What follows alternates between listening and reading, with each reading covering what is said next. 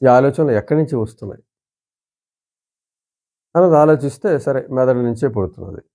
Okay. మెదడు నుంచి పుడుతున్నాయనుకున్నాం. అయితే మరి అందరికీ సమానమైన మెదడుంది అని చెప్పుకున్నాం. కానీ ఎందుకీ ఆలోచనలో తేడాలు, ఆలోచనల రకాల్లో తేడాలు? కొందరికి తెలివిగా ఆలోచన పుడుతుంది. కొందరికి అంత తెలివిగా ఆలోచన పుట్టదు. కొందరికి సమర్థవంతమైన ఆలోచన పుడుతుంది. కొందరికి అంత సమర్థంగా ఉన్న ఆలోచన పుట్టదు. అంటే ఆలోచన పుట్టిన వెంటనే గమనిస్తే దాని క్వాలిటీ తెలుస్తుంది. అది మేలైనటువంటి ఆలోచన, మంచి రకమైన ఆలోచన అని తెలుస్తుంది. అయితే అది గ్రహించడానికి కూడా తెలివితేటలనేది అవసరం.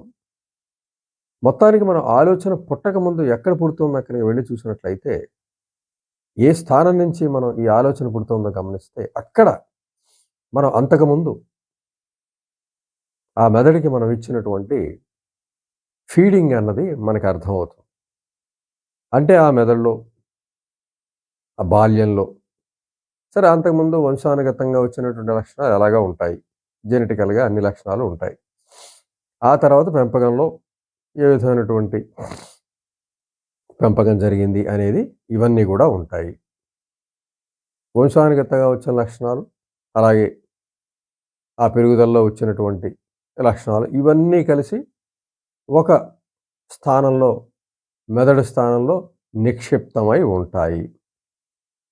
వంశానుగత వచ్చే లక్షణాలు ఈ పెరుగుదలలో మనం విన్నవి, మనం చూసినవి, మనం అనుభూతి పొందినవి చిన్నప్పటి నుంచి కూడా. ఇవన్నీ కూడా మెదడులో ఒక నిధిగా, ఒక నిక్షిప్తంగా ఉంటాయి.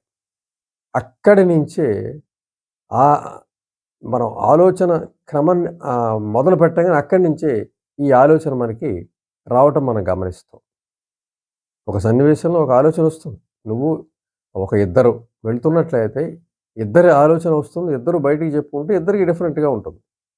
ఇద్దరి ఆలోచనలో డిఫరెన్స్ ఉంటుంది. అది గమనించొచ్చు. కొంతమంది ఉంటే 100 ఆలోచనలొస్తాయి. అందులో కొంతమంది కలవచ్చు, కొంతమంది కలవకపోవచ్చు. మొత్తానికి ఈ ఆలోచన పుట్టక ముందుకి మనం వెళ్ళినట్లయితే, అక్కడున్నటువంటి వాతావరణంలో ఏమిటి అనేది గమనిస్తే, వంశానుగతంగా వచ్చినటువంటి మానసిక లక్షణాలు, అలాగే పెరుగుదలలో వచ్చినటువంటి బాల్యం నుంచి తల్లిదండ్రులు ఇచ్చినటువంటి మాటలు, వాళ్ళ ప్రవర్తన చూసి నేర్చుకున్నవి, వాళ్ళ ప్రవర్తనని బట్టి, అలాగే వాళ్ళు ఆదేశాలిచ్చి, సందేశాలిచ్చి, ఆజ్ఞలిచ్చి నింపినవి, స్వయంగా నేర్చుకునేవి, వాళ్ళు నింపినవి, ఈ అనుభూతులు ఇవన్నీ కూడా పెరుగుదల క్రమంలో ఇవన్నీ నిక్షిప్తమై అవి అక్కడ ఒక నిధిగా ఏర్పడి అక్కడి నుంచే మనకి ఒక ఆలోచనలు మనకి వస్తూ ఉంటాయి. అంటే అక్కడ క్వాలిటేటివ్‌గా ఉన్నట్లయితే అంటే వంశపారంపర్యంగా వచ్చిన మంచి లక్షణాలు ఉండి, పెరుగుదలలో ఏ విధమైన లోపాలు లేకుండా, ఏ విధమైనటువంటి ఇబ్బందులు లేకుండా ఉన్నట్లయితే, మంచి పెంపకం ఉన్నట్లయితే, వచ్చే ఆలోచన కూడా అదే క్వాలిటేటివ్‌గా ఉంటుంది. ఒకవేళ వంశానుగతంగా అంత తెలివితేటలు రాకపోయినా, అలాగే తల్లిదండ్రులు పెద్దగా తెలివిగల వాళ్ళు కాకపోయినా, వాళ్ళ పెంపకంలో లోపాలున్నా, మానసిక సమస్యలు వాళ్ళకుండి, అదే క్రమంలో వాళ్ళు పెంచిన విధానంలో పెంచి సలహాలిచ్చి, ఆదేశాలిచ్చినట్లయితే, అదే రకమైనటువంటి మెదడులో నిక్షిప్తమైనటువంటి ఆహ్, ఆ నిధి నుంచి ఆ ఆలోచన క్రమం రావడం మనం గమనిస్తాం. అంటే అక్కడ మెదడుకి అంతకుముందు పూర్వానుభవంలో ఉన్నటువంటివన్నీ కూడా ఏ రకమైనవి ఉన్నాయి? మంచి నైపుణ్యం గల పరిస్థితి ఉంటే నైపుణ్యమైన ఆలోచనలొస్తాయి. సాదాసీదాగా ఉంటే సాదాసీదా ఆలోచనలొస్తాయి. ఇది మనకి వచ్చే ఆలోచనని మనం గమనిస్తే, ఆ ఆలోచన వెనక ఉన్నటువంటి, ఆలోచన ఇచ్చేటువంటి మెదడు యొక్క పరిస్థితిని మనం అర్థం చేసుకోవచ్చు. అంటే దానిలో ఏ విధమైనటువంటివి అక్కడ ఉన్నాయి, ఏ విధమైనటువంటి ఆహ్, మానసిక లక్షణాలు, అనుభూతులు, అనుభవాలు వంశానుగతంగా వచ్చినవి, తల్లిదండ్రుల నుంచి వచ్చినవి, అలాగే ఇతరుల నుంచి కొద్దిగా విన్నవి, ఇవన్నీ కూడా కలిసి ఒక నిధిగా నిక్షిప్తంగా ఏర్పడి దాని నుంచి మనకి ఆలోచన రావడం మనం గమనిస్తాం. ఈ ఆలోచన మంచిదా చెడ్డదా అనేది ఆ వెనక ఉన్నటువంటి ఆ పదార్థం అనుకుందాం, ఆ నిధిని, దాని నుంచే మనకి ఆలోచన పుడుతూ ఉంటుంది. అంటే అక్కడ కరెక్ట్‌గా ఫీడ్ చేయబడితే, అక్కడ కరెక్ట్‌గా అన్నీ లోపలికి పెట్టగలిగితే మెదడులో, వచ్చే ఆలోచన కూడా దాని నుంచి వచ్చే ఆలోచన క్వాలిటేటివ్‌గా ఉంటుంది. నైపుణ్యపరంగా ఉంటుంది. తెలివిగా ఉంటుంది. అంటే ఆలోచనకి వచ్చే ముందుగానే వెనక సరైనటువంటి వాతావరణం ఉండాలి, నేపథ్యం ఉండాలి. ఉంటేనే మంచి ఆలోచనలు, క్వాలిటేటివ్ ఆలోచనలు, తెలివైన ఆలోచనలు వస్తాయి. ఒక ఆలోచన జీవితాన్ని మారుస్తుంది. ఒక ఆలోచనని జీవితం ఉన్నతంగా తీర్చిదిద్దచ్చు. ఒక ఆలోచన పతనం చేయొచ్చు. 2 రకాలు ఉన్నాయి. అంటే ఈ 2 రకాలు ఎందుకొస్తాయనేది మనం ఆ వెనక ఉన్నటువంటి మెదడు యొక్క నేపథ్యాన్ని మనం తెలుసుకున్నాం కాబట్టి దాని నుంచి మనకొస్తాయని తెలుస్తుంది. ఎవరైనా మనం తెలివిగల వ్యక్తిని, అన్ని రకాలుగా క్వాలిఫైడ్‌గా ఉన్న వ్యక్తిని గమనిస్తే, అతని వెనక ఉన్న మనసు యొక్క మానసిక స్థితిని మనం తెలుసుకోవచ్చు. అంటే అది తెలివైన ఆలోచన పుడుతోంది మెదడులో అనంగానే, యెస్, దానికి వెనక తెలివైనటువంటి వంశానుక్రమం ఉన్నది. అలాగే తెలివైనటువంటి తల్లిదండ్రులున్నారు. అలాగే వాళ్ళ తెలివైనటువంటి క్వాలిటేటివ్ పెంపకం ఉన్నది. ఇవన్నీ గూడా మనకు కనిపిస్తాయి. అలాగే రెండో రకం తీసుకున్నట్లయితే తెలివి తక్కువ ఆలోచన పుట్టేవాళ్ళకి, సాదాసీదా ఆలోచన పుట్టినప్పుడు ఆ విధమైనటువంటి మానసిక మెదడు యొక్క స్థితి అలా ఉంటుంది అని మనం తెలుసుకున్నాం. ఈ వీటిని బట్టే మనిషి యొక్క జీవన విధానంలో సుఖశాంతులు, హోదాలు, సంపదలు ఇవన్నీ గూడా దక్కుతూ ఉంటాయి. జీరో స్థితిలో ఉండి కూడా గొప్ప స్థితికి వెళ్ళడం గమనించడం వరకు ఈ ఆలోచనల స్థానమే ఉంటుంది. ఆలోచనల ప్రయోజనం ఉంటుంది. ఆలోచన యొక్క పాత్రే ఉంటుంది. క్వాలిటేటివ్ ఆలోచన వస్తున్న వ్యక్తి అతి పేదరికంలో ఉన్నా కూడా, ఎందుకంటే మానసిక స్థితి ఆల్రెడీ క్వాలిటేటివ్‌గా ఏర్పడి ఉన్నది. అక్కడి నుంచి పుట్టే ఆలోచనలు మంచి నైపుణ్యం గల ఆలోచనలు వస్తూ ఉంటాయి. ఈ ఆలోచనలు అతను చాలా ఉన్నత స్థితికి తీసుకెళ్తాయి. ఈ ఆలోచనలు నాణ్యమైనవి రావాలి అంటే వెనక నాణ్యమైనటువంటి మెదడు ఉండాలి. అక్కడ ఆల్రెడీ వంశానుగతంగా వచ్చినవి ఉంటాయి. అలాగే పెరుగుదలలో కొన్ని వస్తాయని చెప్పుకున్నాం.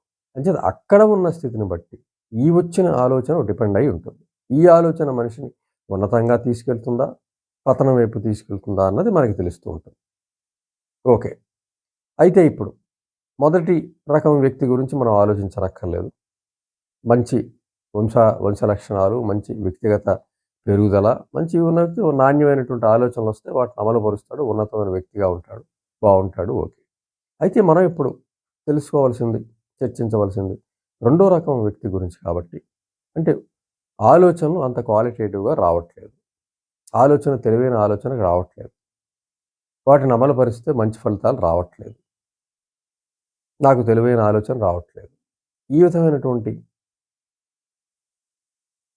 మానసిక స్థితి ఉన్నట్లయితే, అంటే ఆలోచన రావట్లేదు అంటే దాని వెనక మానసిక స్థితి నాణ్యమైనదిగా నిర్మించబడలేదు.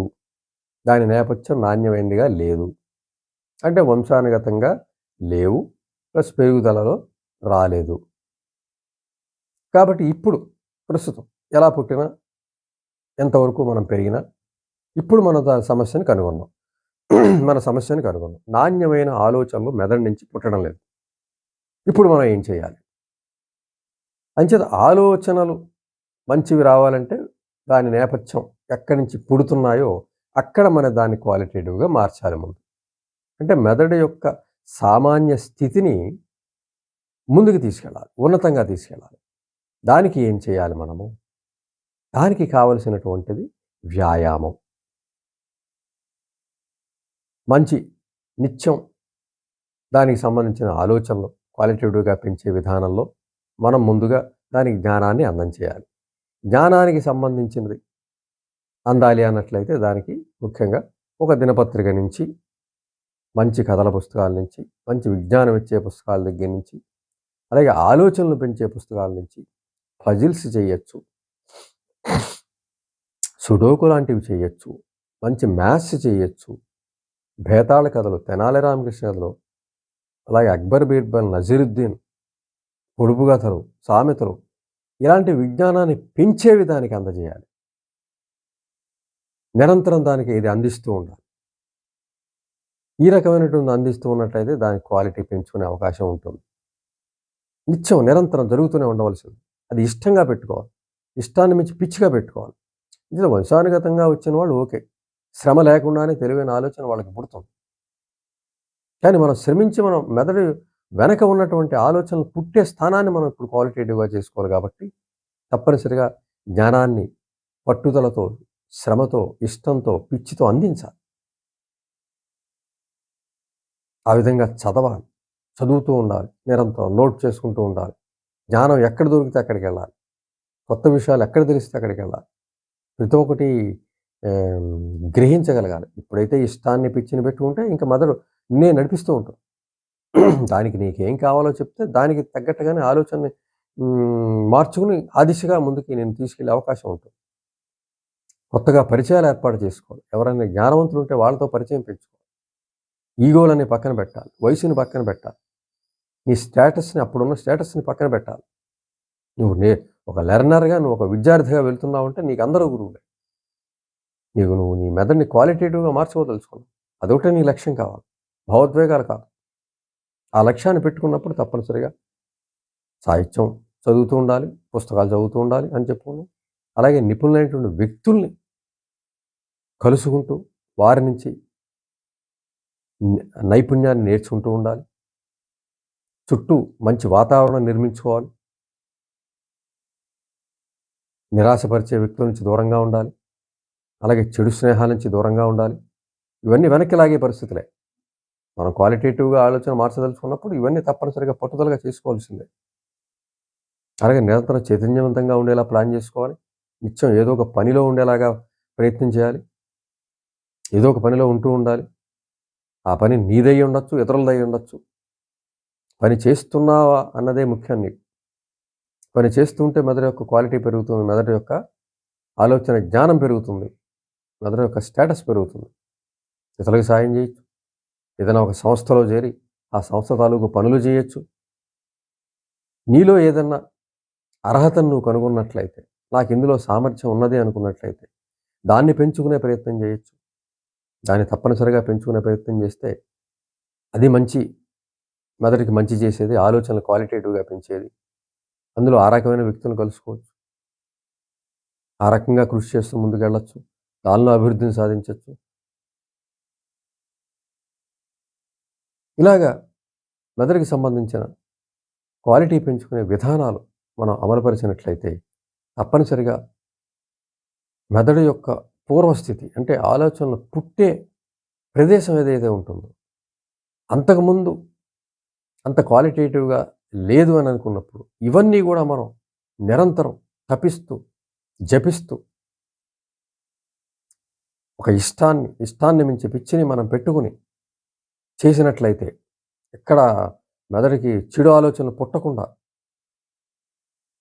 మనం ప్రయత్నిస్తూ ఉన్నట్లయితే కొంతకాలానికి తప్పనిసరిగా మెదడు యొక్క పరిస్థితి మారుతుంది. ముందున్న వ్యక్తి గురించి చెప్పుకున్నాం. అలాగా ఆ మెదడు యొక్క ఆ నిధి పాత శక్తులు పోయి, పనికిరాని శక్తులు పోయి, ఉపయోగపడనివి పోయి కొత్త శక్తులను సంతరించుకుంటుంది మనసు. ఎప్పుడైతే మానసిక స్థితి మారిపోయిందో నువ్వు ఇవన్నీ చేస్తే తప్పనిసరిగా మారిపోతుంది. అక్కడి నుంచి తెలివైన ఆలోచనలు పుట్టే అవకాశం తప్పనిసరిగా ఉంది.